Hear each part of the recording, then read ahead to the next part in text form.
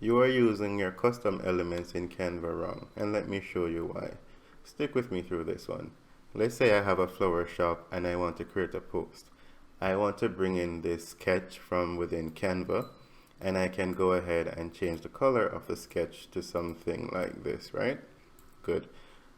But I can't change the fill. There's no fill, it's just a sketch. But I can also go ahead and bring in an element also from free Canva that has a fill, which I can go in and rightfully so change the fill of it and the stroke.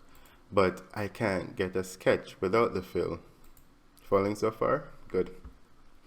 Now I go ahead and I bring in my custom element.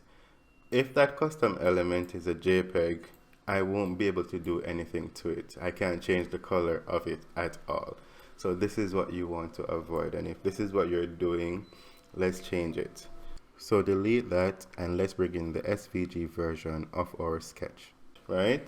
Now we can also change the color of this, but I can't change the fill, which was our original problem up here. However, I also brought in the fill SVG version of this same sketch, of which I can now change the color of. And now you can see the true power of having your elements in SVG rather than JPEG, so that you can unlock the true power of Canva even as a free user.